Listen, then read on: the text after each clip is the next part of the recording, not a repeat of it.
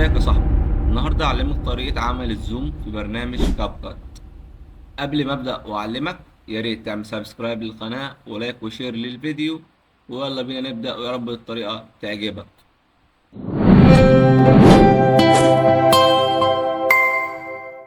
بقى بالصحاب، عشان تعمل الزوم في كاب كات اول حاجة هتدوس على امبورت بعد ما تفتح البرنامج، وهتختار ايا كان اي فيديو انت عاوز تعدل عليه او تعمل له. فانا اديك مثال مثلا، وان يكن على الفيديو ده تسحبه لتحت هنا، وهتجيب الحتة اللي انت او المنطقة اللي انت عايز تقص فيها. مثلا يكون هنا احنا مش محتاجين ده.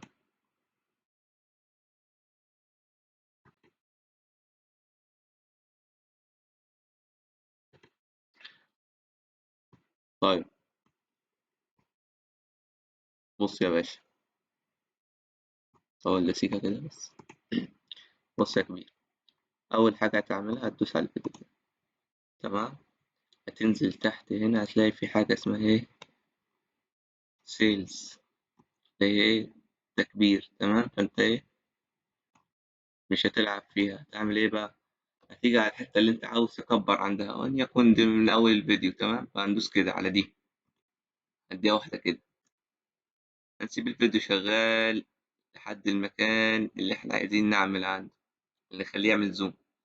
هندوس بقى ايه هنا، نقف هنا، هنكبر دي المكان اللي عاوزين نعمل زوم عنده، وليكن كلمة سبسكرايب، أو مثلا رونالدو جونيور اسم الصفحة بتاعتي. نكبر للمكان اللي احنا عايزينه، وبعد كده هندوس كمان واحدة هنا.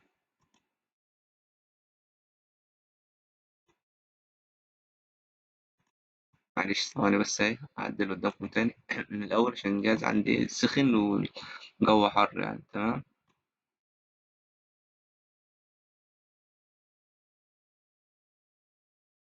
هندوس كده هنا واحدة، دي واحدة كده،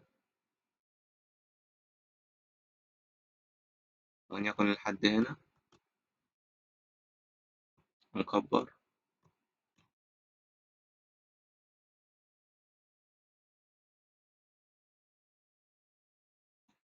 ونديها واحدة كده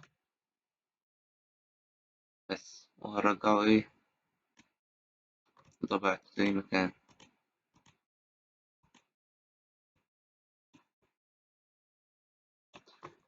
تعالى كده بقى نشوف الفيديو عامل ازاي.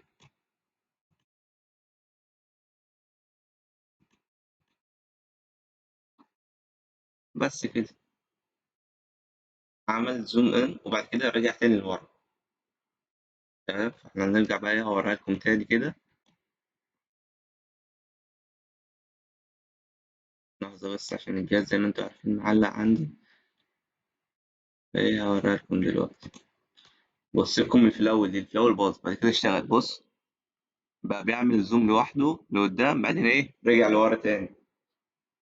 تمام، في طريقة تاني اللي هي عن طريق الإفكتس. تمام، هتخش على الإفكت كده، هو تدور هنا في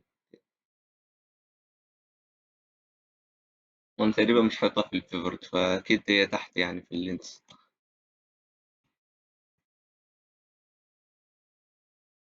اهي، هي دي، هتدوس كده على الزائد هنا هتنزل معاك.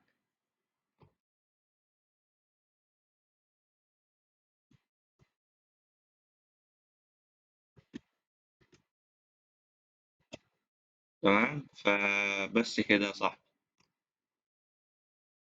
ولو عجبك الفيديو اعمل لايك وسبسكرايب للقناة.